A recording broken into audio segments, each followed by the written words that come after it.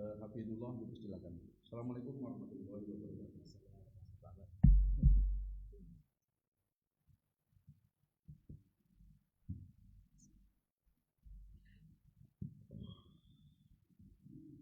Bismillah.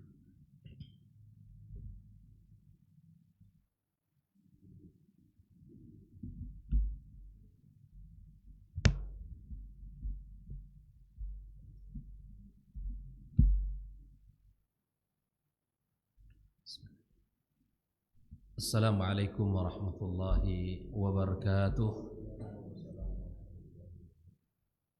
Innal hamdalillah nahmaduhu wa nasta'inuhu wa nastaghfiruhu wa nastahdihi wa na'udzu billahi min shururi anfusina wa sayyiati a'malina may yahdihillahu fala mudilla lahu wa man yudlilhu fala hadiya lahu.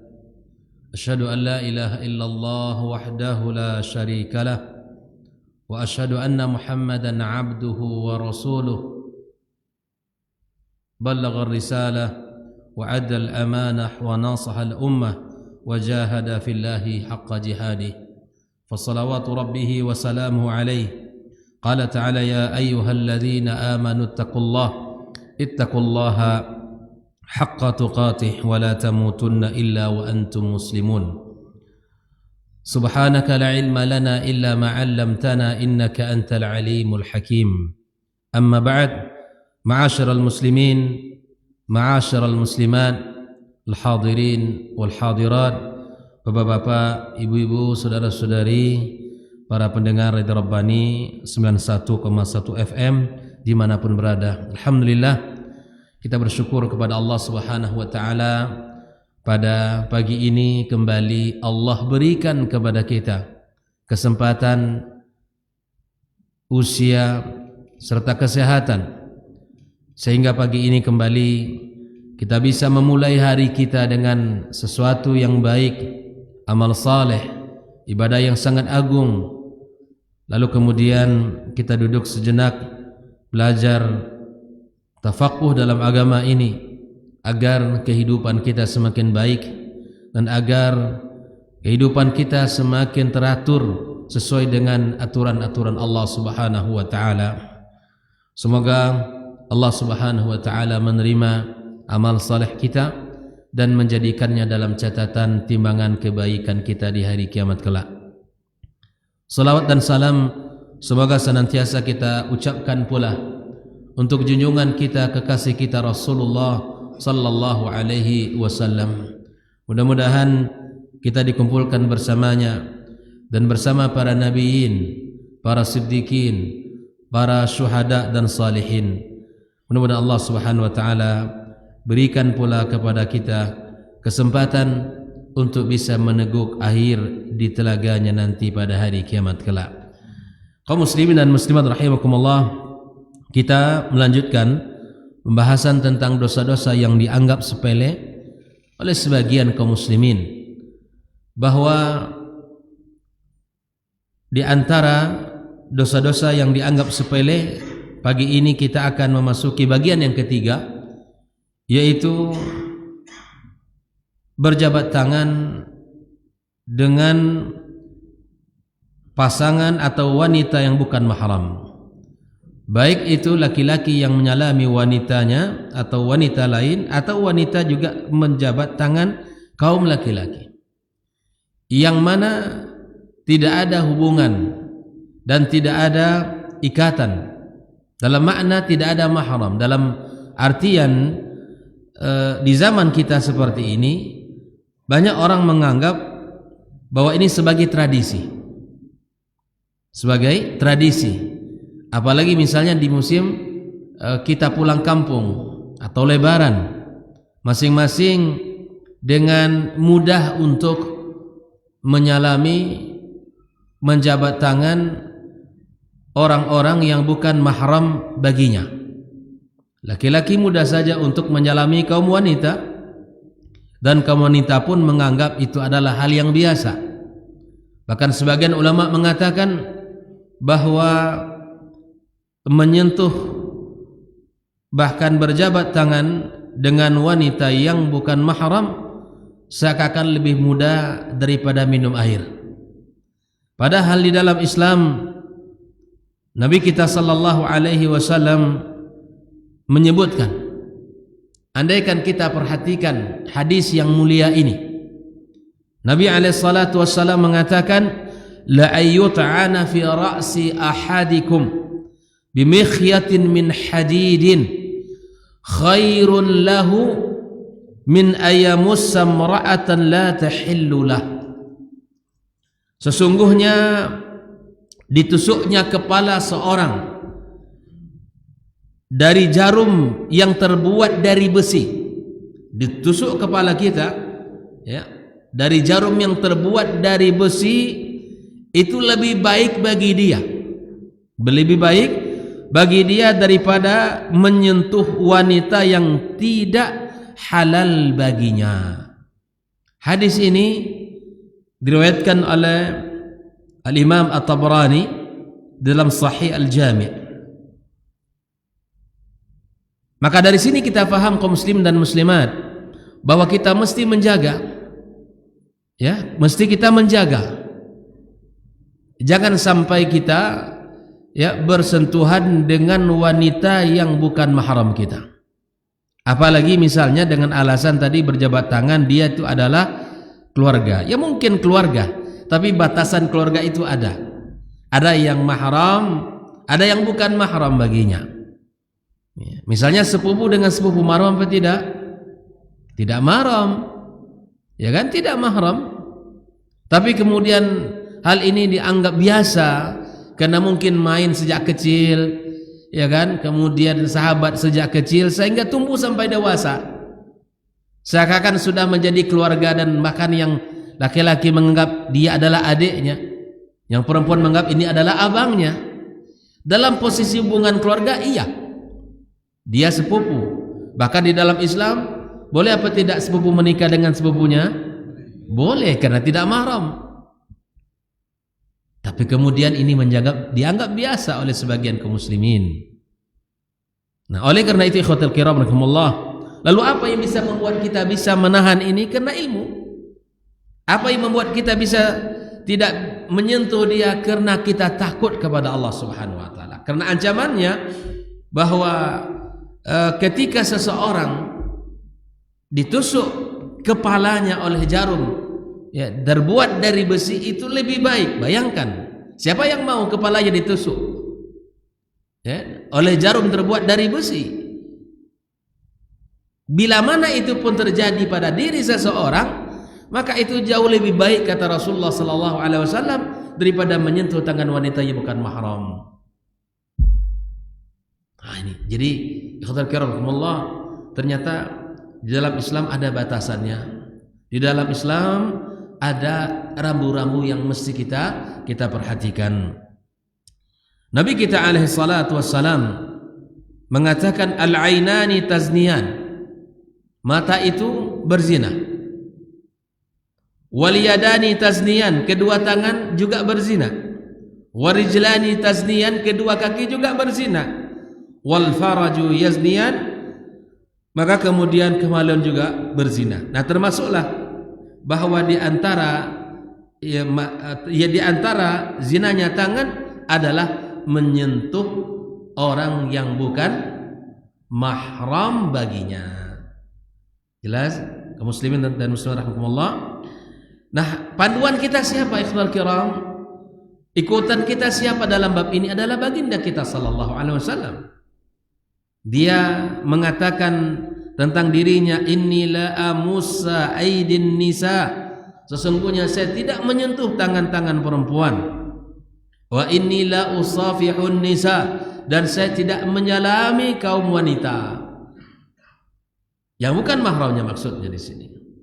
Maka oleh karena itu ikhwatul kiram rahimakumullah, kita mesti pandai menjaga diri, membatasi diri bila mana ada orang-orang yang ingin menyalami, ya mungkin dari bawahan ke atasan bersalam, ya menyalami bawahannya, atau tetangga kepada tetangganya, atau keluarga secara umum yang ada batasan-batasan, maka bukan berarti dia bahasa kita orang hari ini sok-sok suci, bukan itu. Tapi dia berusaha untuk menerapkan agama, berusaha menerapkan syariat, berusaha untuk menjadi orang yang lebih taat, menjadi orang yang lebih baik, ya, menjadi orang yang lebih mengikuti aturan agama Allah Subhanahu wa taala. Nah, kata Rasulullah sallallahu alaihi wasallam, "Wala wallahi ma masat yadu Rasulillah sallallahu alaihi wasallam yada imra'atin qad ghaira annahu yubayi'una bil kalam." Nabi alaihi salatu wassalam tidak pernah menyentuh wanita-wanita bila mana dia membaiat. Nabi SAW hanya membaiat dengan ucapan. Inilah di antara hal yang disepelekan oleh sebagian orang. Kemudian ikhwatal kiram rahimakumullah, di antara dosa-dosa yang juga dianggap sepele, ini masih terkait dengan kaum wanita, adalah keluar rumah dengan memakai parfum sehingga itu membangkitkan syahwat kaum laki-laki. Nah, secara umum menjaga kebersihan itu dibolehkan dan itu disyariatkan. Tapi kemudian ada aturan-aturan secara khusus bagi kaum wanita di dalam Islam. Di antaranya apa? Menjaga dirinya, tidak menyemprot ya castis-cus ya badannya, kemudian aromanya ya semerbak wangi, dan itu dilarang dalam agama kita. Ibu-ibu kalau keluar rumah boleh bersiap bersih-bersih, kemudian memakai sesuatu yang bisa, kata para ulama, misalnya seperti yang bisa meredam aroma tubuh, yang nempel. Misalnya apa yang bisa dipakai, biasanya semacam cairan yang menempel ke tubuh kita yang bisa meredam, menghilangkan aroma tubuh. Itu sebagian mengatakan boleh. Namun yang mesti dengan parfum ini adalah semprotan yang ke badannya, ke tubuhnya, depan belakang ya, sehingga itu aromanya tercium jauh oleh kaum laki-laki. Nabi sallallahu alaihi wasallam menyebutkan dalam hadisnya yang sahih, ayyuma imra'atin ista'tarat thumma marrat 'alal qaumi liyajidu rihaha fahiya zaniyah. Bila mana seorang perempuan yang menggunakan parfum, atau perempuan mana saja yang menggunakan parfum kemudian melewati satu kaum ya agar mereka mencium bau wanginya, ya semerbak itu agar dicium oleh mereka aroma yang wangi itu, maka dia sebagai seorang penzina, kata Rasulullah SAW. Maka oleh karena itu, para ummahat, para ibu semua rahmati Allah Subhanahu wa taala, jangan kita lalaikan bab ini. Jangan kita sepelekan. Jangan ini dianggap hal yang biasa, ya, tetapi mari kita jadikan sebagai perhatian kita. Ya. Silakan mungkin ibu-ibu pakai sesuatu yang bisa yang bisa menghilangkan aroma tubuhnya, tidak masalah. Tapi kemudian jangan sampai seperti yang disebutkan dalam hadis ini, ya, menyemprotkan ke tubuhnya lalu kemudian itu semerbak aroma wangi yang luar biasa sehingga itu bisa menggoda dan membangkitkan syahwat kaum laki-laki. Ikhwatal kiram rahimakumullah. Nabi sallallahu alaihi wasallam mengatakan, ayyuma imra'atin tatayyabat thumma kharaj ila al-masjid liyujad rihuha lam yuqbal minha salatun hatta taghtasila iktisalaha minal janabah. Perempuan manapun yang memakai parfum kemudian dia keluar ke masjid dengan tujuan agar wanginya tercium oleh orang, maka salatnya tidak akan diterima Allah Subhanahu wa taala sehingga ia mandi sebagaimana mandi janabah. Artinya dibersihkan tubuhnya kembali. Nah, beberapa peringatan Nabi kita SAW ini harus kita perhatikan. Harus menjadi pelajaran bagi kita bersama agar kaum wanita ini berhati-hati, ya, tidak menyemprotkan ke tubuhnya yang menyengat hidung sehingga tidak digunakan dalam waktu khusus. Kalau ibu-ibu di rumah silahkan. Tapi kemudian bila mana keluar rumah, misalnya ada urusan, ada sesuatu, maka jangan sampai kita melanggar apa yang disampaikan oleh Nabi kita alaihi salatu wassalam. Syariat Islam memberikan batasan bahwa parfum wanita muslimah yang tampak warnanya dan tidak keras semerbak wanginya. Sesuatu yang hanya bisa meredam aroma tubuhnya saja, tapi tidak mengundang aroma yang begitu dahsyat dan kemudian itu menjadikan kaum laki-laki terfitnah olehnya. Kemudian di antara dosa-dosa yang juga dianggap sepele adalah wanita-wanita yang bepergian safar tanpa mahram. Ini juga di dalam Islam disebutkan hendaklah kaum wanita ini berhati-hati. Nabi mengatakan la tusafirul mar'atu illa ma'adhi mahram. Janganlah kaum wanita ini safar kecuali bersama mahramnya. Nah, ketentuan ini berlaku dalam safar apa? Ya, dalam safar apa saja, termasuk di dalam melaksanakan ibadah haji. Ya, subhanallah, ini artinya apa? Bahwa Islam sangat menjaga kedudukan wanita. Islam sangat menjaga keselamatan kaum wanita. Islam sangat memperhatikan kemuliaan kaum wanita. Nah, oleh karenanya ikhwafillah rahimakumullah, kita mesti memperhatikan adab-adab sehingga kita tidak menjadi orang yang bermudah-mudah untuk pergi bersafar. Kemudian di antara dosa yang dianggap sepele ini adalah bagian kaum laki-laki, yaitu tidak memiliki sifat cemburu kepada keluarganya. Kalau dalam bahasa agamanya disebut dengan dayyus. Apa namanya? Dayyus. Tidak memiliki rasa cemburu kepada keluarganya. Dalam bab ini Nabi kita alaihi salatu wassalam menyebutkan salasatun qad harramallahu alaihimul jannah. Ada 3 kelompok manusia yang Allah haramkan baginya surga. Yang pertama adalah mudminul khamar, peminum khamar, Allah haramkan baginya surga. Yang kedua wal'aq, orang-orang yang durhaka kepada kedua orang tuanya.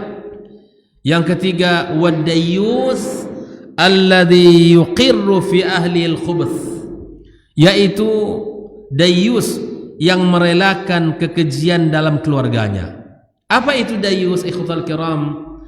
Dayyus di zaman sekarang ini banyak seperti apa? Menutup mata terhadap anak-anak perempuannya atau istri dan pasangannya tanpa ada batas dengan kaum laki-laki. Bahkan sebagian orang tua merasa kalau anak perempuannya tidak dijemput oleh kawan sekolahnya atau kawan kuliahnya, merasa ini jangan-jangan anak perempuan saya nggak pandai bergaul misalnya. Atau ada misalnya batasan-batasan, tidak ada batasan-batasan berbicara, pergi, baik itu istrinya ataupun anak perempuannya. Nah, seorang suami harus tegas di dalam bab ini bahwa jangan dibolehkan anak perempuan kita, anak gadis kita atau istri kita pergi bersama orang dengan alasan apapun misalnya, kecuali dalam keadaan tertentu, dan itu pun harus didampingi. Nah, ini harus menjadi bab yang harus kita perhatikan ikhwatal kiram. Tidak boleh kita sepelekan, ya, tidak boleh kita anggap remeh. Kenapa? Karena perempuan itu lemah. Perempuan itu lemah. Maka bila mana terbuka celah-celah seperti itu, sudah kita lihat banyaknya terjadi permasalahan rumah tangga hari ini karena terlalu bebas, tidak ada batas, baik itu dalam obrolan, baik itu di dalam secara tatap muka bicara dan lain sebagainya.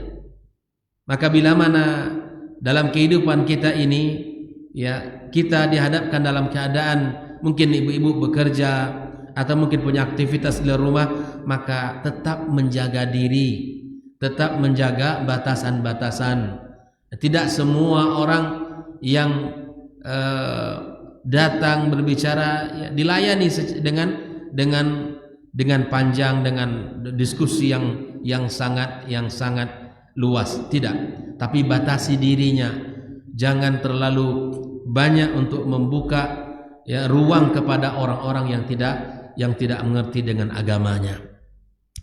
Begitu juga misalnya merelakan istri dan anak perempuannya misalnya tidak berpakaian dengan sempurna. Ini juga termasuk dayus. Seorang suami misalnya membiarkan istrinya keluar rumah tanpa berhijab, ya, tanpa menutup aurat, dan suaminya biasa saja. Jangan-jangan ini adalah dayus yang disebutkan oleh Rasulullah sallallahu alaihi wasallam, membiarkan istrinya, anak dan keluarganya tanpa ada nasihat. Ini sebuah kesalahan. Makanya subhanallah, kita sebagai seorang kepala rumah tangga, sebagai suami harus paham dengan bab ini, hadis ini. Jangan dianggap ketika suaminya menasihati ini adalah melanggar, tidak, tapi bentuk perhatian yang diberikan. Wanita itu kata Nabi sallallahu alaihi wasallam, ketika dia menikah, maka yang menentukan arah surga atau neraka itu adalah suaminya. Sehingga satu ketika ada seorang wanita datang kepada Rasul sallallahu alaihi wasallam, "Azatu ba'lin anti," kata Rasulullah. "Apakah engkau sudah menikah?" Kata dia, "Sudah, wahai Rasul." Maka dia mengatakan, "Huwa naruki wa jannatuki." Ketahuilah oleh kamu wahai wanita bahwa suamimu adalah surgamu atau nerakamu. Apa makna hadis ini? Bahwa yang menjadi sebab utama seorang wanita bisa mendapatkan surga Allah Subhanahu wa taala, salah satunya adalah keridhaan suaminya. Maka Nabi mengatakan tidak ada seorang wanita yang meninggal dunia dan suaminya ridha kepada dia, illa wajabat lahul jannah, kecuali surga adalah sebagai bentuk balasannya. Tidak ada seorang wanita yang meninggal dunia dan suaminya ridha kepada dia, ridha kepada pasangannya, maka Allah Subhanahu wa taala akan berikan balasannya apa? Surga Allah Subhanahu wa taala. Dibimbing suami, dibimbing pasangannya, diarahkan, diajak belajar, kemudian dinasehati. Yang semua itu adalah salah satu cara yang bisa mengantarkan dia ke dalam surga Allah Subhanahu wa taala. Namun bila mana pasangannya acuh tak acuh kepada istrinya, ya, cuek kepada pasangannya, tidak menasehatinya bila dia salah, tidak menegur dia bila mana melanggar, nah ini bisa jadi adalah jalan dia untuk menuju apa? Neraka Allah Azza wa Jalla. Bahwa seorang suami itu sangat menentukan perjalanan seorang wanita. Karena seorang wanita bila mana dia sudah menikah, terbatas dia di dalam berbakti kepada kedua orang tuanya. Bukan berarti tidak dibolehkan. Ketika dia telah menikah, maka berpindahlah bakti dia dari orang tua kepada suaminya. Dia bakti kepada suaminya. Dia berikan seluruh apa yang menjadi kebaikan, diberikan kepada suaminya. Nah, inilah salah satu bentuk hubungan yang diatur dalam agama yang mulia ini antara pasangan suami istri itu. Ikhwatal kiram rahimakumullah. Maka jangan sampai kita termasuk laki-laki yang dayuth, yang tidak punya rasa cemburu kepada pasangan kita, yang tidak merasa cemburu kepada anak-anak gadis kita, dalam makna bahwa kita harus membatasinya. Bila mana mereka melanggar aturan Allah Azza wa Jalla, maka kita harus hadir di dalam menegurnya. Wabil khusus adalah terkait dengan ya hubungan ya laki-laki dan perempuan. Ikhwatal kiram rahimakumullah.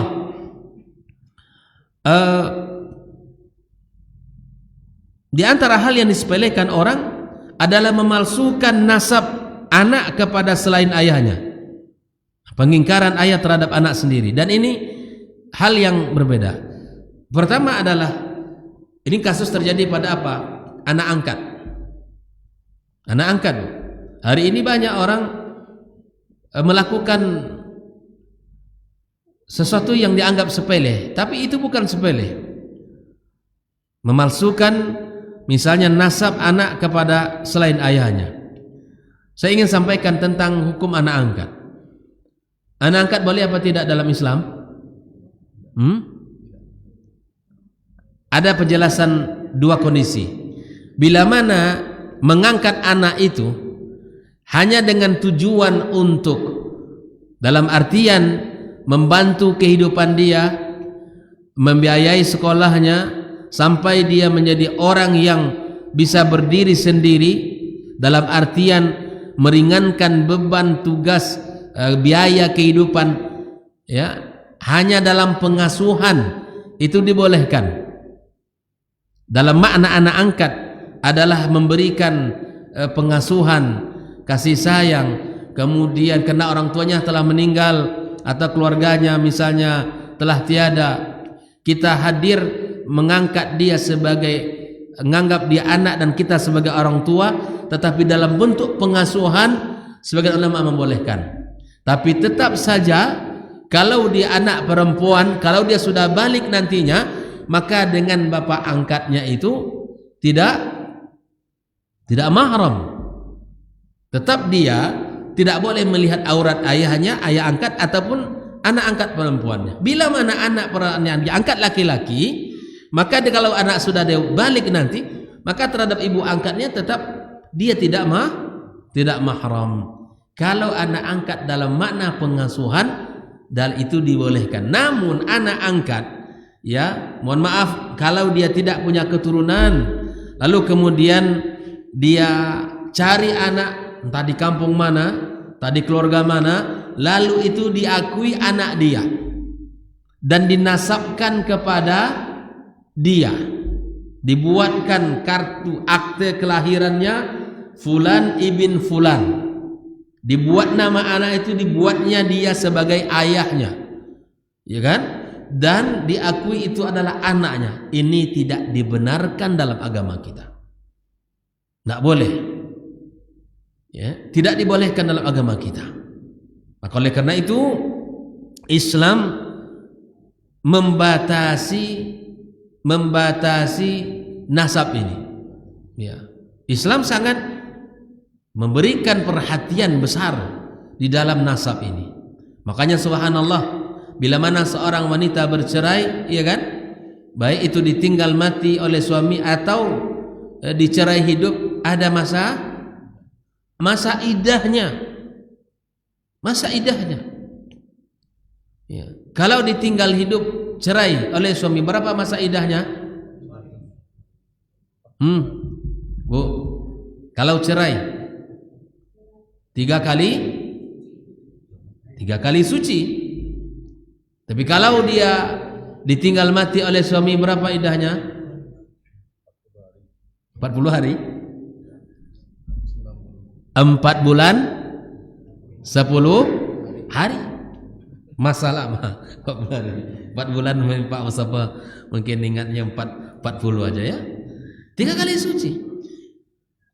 Para ulama mengatakan ada masa yang pertama 3 bulan itu ada waktu yang cukup berfikir untuk kembali atau berpisah, ya kan? Untuk kembali atau berpisah. Selain itu juga untuk membersihkan rahim, biar tidak tercampur nasab ini, tidak tercampur nasab. Ada waktu yang cukup untuk berfikir, baik suaminya untuk kembali atau istrinya mungkin untuk menerima dan seterusnya. Waktu sudah cukup untuk berfikir. Maka oleh karena itu, bila mana ada orang yang mengangkat anak, maka hati-hati. Apa maksudnya?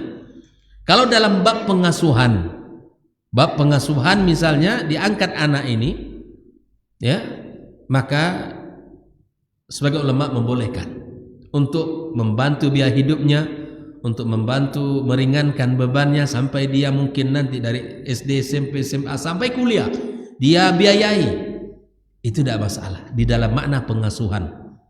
Tetapi bila mana anak angkat yang dinasabkan kepadanya, saya adalah bapaknya, ya, saya adalah orang tuanya, ditulis, ya, di dalam resmikan di akte kelahirannya, kemudian dimasukkan ke dalam kakaknya, ya, kemudian apa? Lalu kemudian nanti kalau menikah pun dia yang menjadi wali. Ini tidak dibenarkan dalam Islam. Makanya kalau seandainya ada yang terjadi seperti ini, kalau dia anak perempuan, catat baik-baik di mana alamat orang tuanya. Karena nanti sulit. Kalau dia menikah, maka tetap orang tua yang menjadi darah daging dia itulah yang akan menjadi walinya. Ya, tidak boleh ayah angkat menjadi walinya. Makanya subhanallah ikhwatal kiram, saya sampaikan ya di mana-mana kajian bahwa manusia ini ada 4 jenis. Ya. Pertama, Allah berikan kepadanya anak laki-laki semua. Yang kedua, Allah berikan kepadanya anak perempuan semua.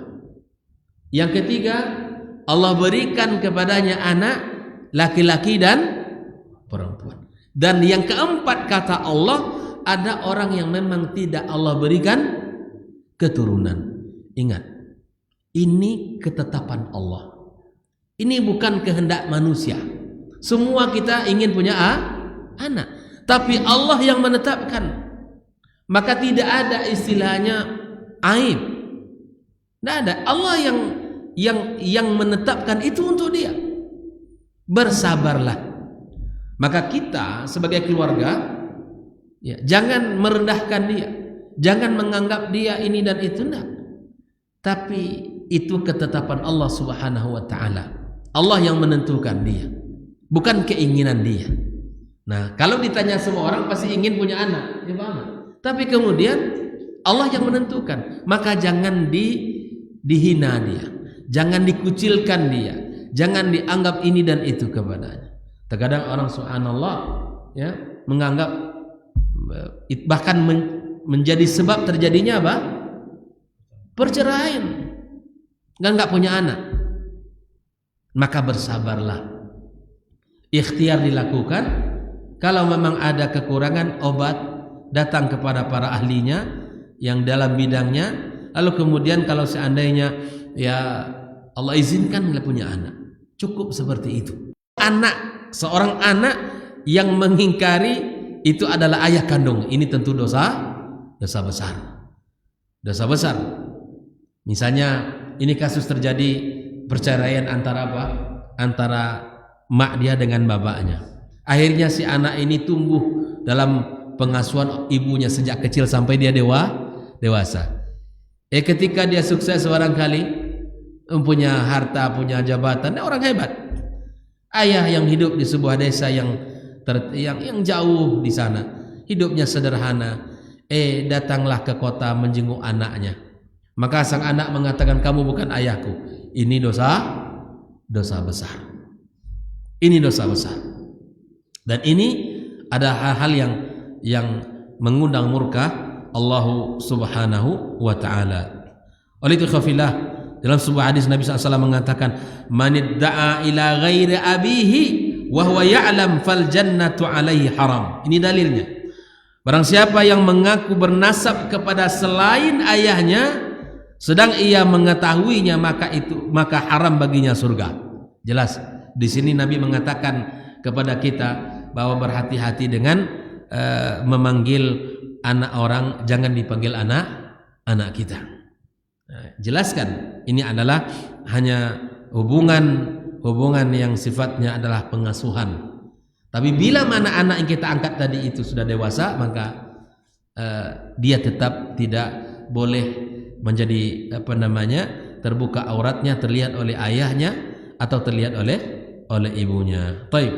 Ikhwatal kiram rahimakumullah. Di antara hal yang dianggap dosa tetapi disepelekan oleh sebagian orang adalah memakan uang riba. Memakan uang riba. Nabi alaihi salatu wassalam mengatakan, la'ana Rasulullah sallallahu alaihi wasallam akilar riba wa mukilahu wa katibahu wa syahidaihi wa qala hum sawa. Rasul mengatakan bahwa Allah melaknat pemakan riba, pemberi riba, penulis dan kedua orang yang menjadi saksi riba. Ini hati-hati ya. kita berhati-hati dengan dosa riba ini. Ya. Nabi sallallahu alaihi wasallam mengatakan dirhamun riba ya'kuluhu ar-rajulu wa huwa ya'lam ashaddu min 36 zina. Satu dirham uang riba yang dimakan oleh seseorang laki-laki sedang ia mengetahui itu adalah riba. Dia mengetahui itu adalah riba. Dari hasil perbuatan riba itu lebih keras siksaannya daripada 36 kali berzina. Orang kalau berzina malu, takut. Tapi melakukan perbuatan riba itu dianggap sepele. Itu semua adalah dosa dan mesti kita tinggalkan. Di dalam hadis Nabi SAW, Nabi mengatakan ar-riba salasatun wa sab'una baban. Riba itu ya ada 73 pintu. Wa salasatun wa sab'una baban aisaruha, bahwa yang paling ringannya apa? Mithl ayanqihar rajulu ummahu. Dosanya riba yang paling ringan itu apa? Seperti seseorang menzinai ibu kandungnya. Naudzubillah. Ini perbuatan yang mesti kita tinggalkan kaum muslimin. Perbuatan yang mesti kita berusaha untuk ya jauh dari perbuatannya. Karena sesungguhnya riba itu akan menghabiskan keberkahan kita. Ya. Wa yamhaqullahu riba wa yurbis shadaqat. Riba itu akan mengikis keberkahan. Ya, akan mengikis kebaikan. Dan Allah Subhanahu wa taala kembangkan sedekah di dalam kehidupan kita. Ar-riba wa in kathura fa inna aqibatu tasiru ila qall. Riba, uang riba meski pada awalnya banyak tapi pada akhirnya dia akan menjadi sedikit. Makanya para ulama membuat misalnya uang 100 juta halal, dari semua ada 100 juta dari yang riba. Ujung-ujungnya ya, maka yang riba ini akan kembali kepada nol, kepada tidak ada manfaatnya yang bisa dia dapat. Walaupun riba di awalnya banyak, riba wa in kathara fa inna aqibatahu tasiru ila qall. Ya, riba walaupun uangnya di awal banyak tapi di hasil riba tapi ujungnya akan menjadi sedikit. Oleh itu khafillah, nasihat untuk diri kami dan kita semua para jamaah agar kita berhati-hati dari perbuatan riba ini. Baik. Ikhwatal kiram, di antara perbuatan dosa yang dianggap sepele adalah menyembunyikan aib barang. Nah, ini. Kalau misalnya dia pedagang menjual dagangannya, maka dia menutupi aibnya. Tidak menyampaikan kekurangan barang kepada si pembeli dalam skala apapun dia. Nabi kita alaihi salatu wassalam ya satu ketika lewat di samping sebuah gundukan makanan jenis gandum ya. Lalu beliau memasukkan tangan ke dalam gundukan gandum itu, tiba-tiba jari Nabi itu basah. Nih, masukin kok basah? Beliau bertanya, apakah ini adalah makanan? Kata pedagangnya, iya, basah karena kehujanan. Nah, Nabi SAW mengatakan, afala ja'altahu fawqa ta'am kayyarahu nas man ghassa falaysa minna, man ghassana falaysa minna. Jadi Nabi SAW itu ketika dimasukkan tangannya kok basah. Misalnya nih hari ini misalnya orang menjual apa? Menjual cabai, ibu, cabai yang kering yang cantik itu taruh di atas, yang busuk-busuk taruh di bawah. Kalau ada pedagang, bu, minta tolong cabai sekilo, ambil yang di mana? Ambil yang di bawah, yang di atas disisakan. Tak boleh. Maka bila mana kita ini seorang pedagang, maka jadilah pedagang yang jujur, jangan menyembunyikan aib barang ini. Ditanya oleh pembeli, bu, ini barangnya baru apa lama? Baru, padahal sudah lama. Ya, maksudnya baru kamu lihat. Nah, enggak boleh kayak gitu. Baru kamu lihat di sini. Nah, jadi jangan dibuat hilah kalimat-kalimatnya. Ini barang lama, tapi insya Allah masih baik. Kekurangannya mungkin tidak update saja. Lah udah Kalau seandainya dibeli dia, Allah berkahi walaupun sedikit keuntungannya. Ya kan? Makanya subhanallah pedagang itu akan diberkahi Allah Subhanahu wa taala rezekinya kalau dia jujur. Kalau dia jujur. Maka Nabi mengatakan al-muslim akhul muslim wala yahillu li muslim ba'a min akhihi bai'an fihi 'aibun illa bayyanahu lahu. Ya. Seorang muslim itu adalah saudara bagi muslim yang lainnya. Tidak halal bagi seorang muslim menjual barang kepada saudaranya yang di dalamnya ada cacat dan dia tidak memberitahu kepada saudara pembelinya. Harus kasih tahu. Ini barangnya kurang bagus. Ada kan? Misalnya kalau orang jual baju, Ibu, ini istilahnya baju apa namanya? Ya, yang sudah yang ada cacatnya lah. Sebutkan. Ini harganya murah tapi ada kekurangan. Sebutkan saja. Kalau dia mau beli, kalau tidak nggak masalah. Nah, kalau ingin yang barang bagus ini harganya segini. Maka subhanallah kita berusaha untuk menjadi orang yang jujur. Al-bai'ani bil khiyar ma lam yatafarraqa. Fa in saddaqa wa bayyana burika lahuma, kata Nabi SAW fi bai'ihima. Saya ulangi. Al-bai'ani bil khiyar ma lam yatafarraqa. Fa in saddaqa wa bayyana burika lahuma fi bai'ihima wa in kadzdzaba wa katama muhiqat barakatu bai'ihima. Kedua orang yang sedang jual beli dalam majlis dia punya ada kesempatan untuk memilih. Makanya kalau jadi pedagang berikan kesempatan. Silakan Pak Bu dilihat-lihat dulu. Ini ada banyak. Memegang berarti membeli. Katanya kan begitu. Pegang berarti membeli atau membuka berarti membeli, jangan. Bil khiyar. Orang tentu lihat-lihat dulu mau beli. Orang lihat-lihat dulu barang-barang yang akan dibelinya, maka bil khiyar di situ. Maka bila mana keduanya jujur dan pedagang menjelaskan kekurangan barangnya, maka kalau terjadi transaksi Allah akan berkahi rezekinya. Tapi bila mana dia berdusta dan menutupi aib barangnya, maka Allah akan cabut keberkahan jual beli mereka itu. Baik. Ikhwafillah rahimakumullah. Di antara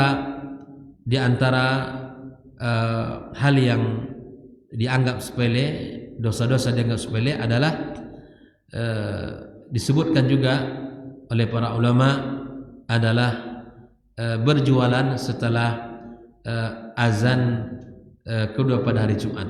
Jadi memang hari Jumat ini Allah Subhanahu wa taala khususkan di mana kita kalau bisa di saat orang entar dua azan itu tutuplah kedainya dulu. Allah katakan ya ayyuhalladzina amanu idza nudiya lis-salati min yaumil jum'ah fas'au ila dzikrillahi wa dzarul bai', tinggalkan jual beli kalian, dzalikum khairul lakum in kuntum ta'lamun. Ya, alhamdulillah di beberapa pekan di beberapa tempat Pekanbaru ini azan ditutupnya kedainya. Ini luar biasa ini. Azan ditutupnya kedai, karyawan semua disuruh salat dan setelah salat baru dibuka kembali. Insya Allah waktu salat yang dikerjakan itu tidak akan mengurangi keuntungan daripada perdagangannya insya Allah taala. Baik. Kemudian di antara hal yang dianggap sepele, dosa yang dianggap sepele adalah berjudi. Ini jelasnya. Judi Allah Subhanahu wa taala dengan segala bentuk dan jenisnya hari ini diharamkan Allah Subhanahu wa taala. Allah katakan ya ayyuhalladzina amanu innamal khamru wal maisiru wal ansabu wal azlamu rijsun min amali syaitan fajtanibuh la'allakum tuflihun. Maka sesungguhnya kata Allah minum khamar, berjudi, kemudian menyembah berhala, mengundi nasib dengan anak panah, perbuatan keji yang mesti dijauhkan. Semoga kalian termasuk orang-orang yang beruntung, kata Allah Subhanahu wa taala. Naam. Kemudian di antara hal yang dosa yang dianggap sepele adalah mencuri. Hari ini naudzubillah seakan-akan barang orang itu barang dia. Tidak ada rasa takut kepada Allah Subhanahu wa taala mengambil barang orang. Pada Allah taala katakan was-sariqu was-sariqatu faqta'u aydiyahuma. pencuri laki-laki dan perempuan, maka potonglah kedua, ya, maka potonglah tangan keduanya sebagai bentuk balasan jazaa'an bima kasaba nakalam minallah wallahu azizun hakim. Nah, ini termasuk dosa besar. Kemudian ar-rasi wal murtashi, yang menyuap dan yang disuap. Nah, ini juga termasuk dosa. Ya, yang disuap, yang menyuap dan yang disuap. La'anallahu ar-rasi wal murtashi fil hukum. Allah melaknat penyuap dan yang disuap. Hukumnya sama bagi mereka. Hati-hati ya. Jadi dalam skala apapun hendaklah kita ya berusaha meninggalkan praktek-praktek suap ini ya, mendapatkan kebenaran atau menolak kezaliman. Disuapnya hakim, disuapnya penegak keadilan, yang menerima dan yang diterima itu sama, mendapatkan laknat dari Allah Subhanahu wa taala. Kemudian di antara dosa yang dianggap sepele adalah merampas tanah orang walaupun hanya sejengkal. Ini hari ini naudzubillah ya, orang-orang mau menggeser tapal batas tanah kebunnya walaupun hanya sejengkal. Jangan biarkan tanah kita yang merugi ya daripada tanah orang yang kita ambil. Kenapa?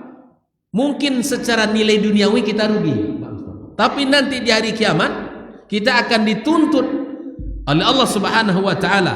Dengarkan hadis Nabi kita alaihi salatu wassalam, man akhadha minal ardi syai'an bighairi haqqihi, barang siapa yang mengambil tanah orang lain meski sedikit saja, sedikit ya, khusifa bihi yaumal qiyamah ila sab'i aradin, maka kata Nabi SAW, niscaya ia akan ditenggelamkan dengannya pada hari kiamat sampai ke dasar 7 lapis bumi.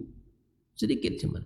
Hati-hati ya, jangan mudah mengambil tanah orang ya. Para ya, kalau bahasa hari ini mafia tanah gitu ya. Ada tanah-tanah yang sedikit bersengketa, masuk dia di situ. Dengan uang yang dia punya dia bisa beli ya, bisa beli hak orang lain, ambil hak orang lain dengan zalim ya. Dia pikir dengan dana 1M bisa kita akan mendapatkan tanah itu dan bisa kita jual 5M misalnya. Hitungan dunia Anda memang menang, tapi hitungan akhirat hati-hati, akan Allah tenggelamkan. Allah akan gantungkan itu tanah di lehermu nanti di hari kiamat kelak. Allah tenggelamkan sampai ke mana? Ke dasar 7 lapis bumi. Na'udzubillah. Oleh karenanya jangan mengambil hak orang lain. Nabi mengatakan, la'anallahu man ghayyara manaral ardi. Allah melaknat orang-orang yang mengubah tanda batas tanah. Ya, man ghayyara manaral ard. Allah melaknat orang-orang yang merubah batas tanah. Hati-hati ya. Jangan mau misalnya kena salam tempel, udah digeser aja sedikit batas tanah orang ini. Ini orang-orang punya amanah dalam kebijakan ini, berhati-hati ya. Mayyuma rajulin zalama shibran minal ardi kallafahu an yuhfirahu ya. Siapa yang menzalimi orang dengan mengambil sejengkal dari tanah orang lain, niscaya Allah akan membebaninya dengan menggali tanah tersebut, ditaruh di lehernya di hari kiamat kelak. Baik. Ikhwah fillah rahimakumullah, di antara hal yang dosa tetapi dianggap sepele adalah tidak memenuhi hak-hak para pekerja. Nah, ini juga zalim ini. Karena Nabi SAW mengatakan, i'tul ajira ajrahu qabla ayyifa irqahu atau araqahu, ya, berikanlah upah kepada pekerja sebelum kering keringatnya. Nah, ini dia. Ini bukan kering lagi dan membatu keringat, tidak ada lagi keringatnya orang bekerja, tapi orang nggak dikasih haknya. Ini termasuk dosa di sisi Allah Subhanahu wa taala. Jangan abaikan hak para pekerja, tapi berikan hak mereka ya, sehingga Allah Subhanahu wa taala berikan pula kepadanya. Di antara hal yang dianggap sepele adalah tidak berbuat adil kepada anak-anaknya. Yang ini dilebihkan, ini tidak. Ini ternyata termasuk dosa yang dianggap sepele. Makanya kalau adil kepada anak ini apa saja? Adil kepada anak ini di dalam pemberian, di dalam sambutan. Kalau ini diberi, ini juga diberi. Kalau ini dicium, ini juga dicium. Sampai Nabi SAW mengatakan ada seorang laki-laki di zaman itu, ketika anak laki-lakinya datang disambut, Pak, gembira dia, disambut. Tapi anak perempuannya tidak datang, dia disambut dengan seperti mana dia menyebut anak laki-laki. Nabi tegur dia. Nabi tegur. Sampai ada seorang laki-laki datang ke Nabi SAW, ya, minta Nabi menjadi saksi di dalam pemberian terhadap salah satu anaknya. Kata Nabi, apakah engkau berikan hadiah ini kepada seluruh anakmu? Kata dia, tidak. Kalau begitu, kata Rasul, saya tidak mau menjadi saksi untuk pemberiannya. Ini termasuk kezaliman. Maka Nabi mengatakan, i'dilu ya baina auladikum. Berbuat adillah kalian atas anak-anak kalian. Nah, keadilan ini adalah dalam bab pemberian, ucapan, sikap. Ya, ini harus nampak. Tapi kalau hati, terkadang para ulama mengatakan tidak bisa. Kalau ibu cenderung ke salah satu anak, ya, maka itu hal yang biasa. Karena mungkin akhlaknya, karena dia taat, karena mungkin dia orang baik dan seterusnya, lembut, membantu kita. Tapi tentu kita sebagai orang tua, semua anak kita cintai, ya. Semua anaknya kita sayangi, tidak kita bedakan. Ya, jangan sampai yang kaya disayangi, yang miskin dibenci, gitu kan? Jangan. Tapi berlaku adillah terhadap semuanya. Di antara hal yang tercela, sekali lagi Pak Ahmad, ya, satu lagi adalah meminta di saat kita berkecukupan. Ini juga tercela dalam agama kita, bahwa dia meminta tetapi dia dalam keadaan berkecukupan. Kemudian di antara hal yang dianggap sepele, berhutang dengan niat tidak untuk membayar. Wah, ini dosa yang juga dianggap sepele. Berhutang tapi niat untuk tidak membayarnya. Kata Nabi SAW, man akhadha amwalan nas yuridu ada'aha addallahu an.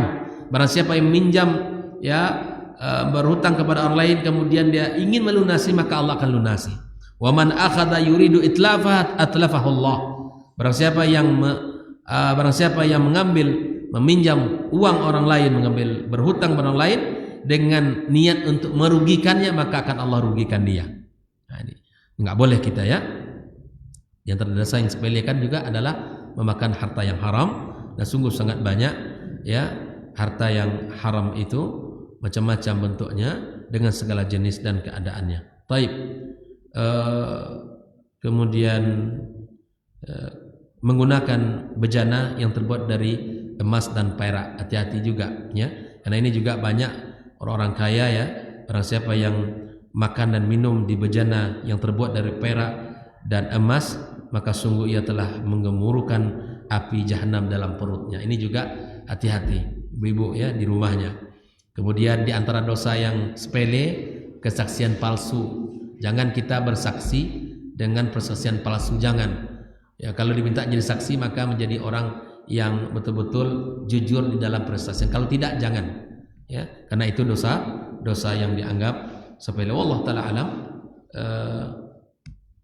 Ya, masih ada sebetulnya, namun insyaallah kita akan bahas pada pertemuan berikutnya insyaallah taala. Barakallahu fikum. Bila ada diskusi mungkin satu atau dua orang, silakan. Kalau ada, silakan. Assalamualaikum warahmatullahi wabarakatuh.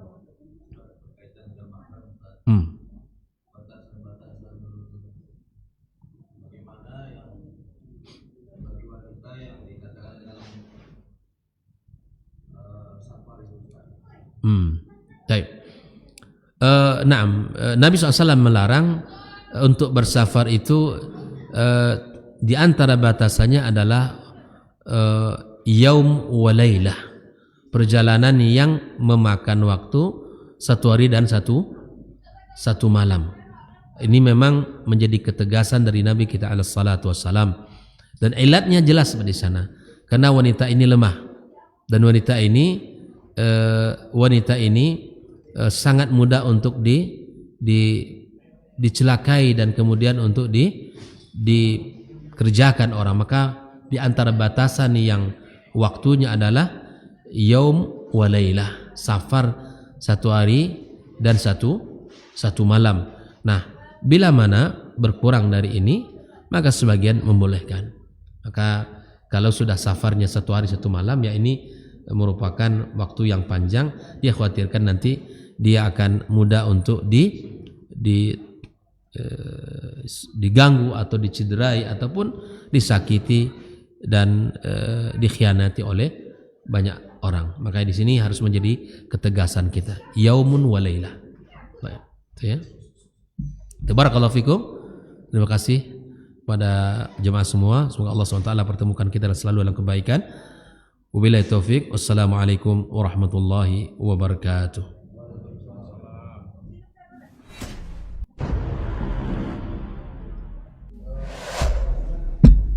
Dunia dan seisinya ini bagi Allah tak sama nilainya dengan sebelah sayap lalat. Barang siapa yang beramal untuk akhiratnya, Allah akan cukupkan baginya urusan dunia. Sayati zamanun 'alan nasi as-sabiru fihim qalqabit al-jamarah. Akan ada satu masa di akhir zaman yang berpegang teguh dengan agamanya seperti orang yang sedang memegang bara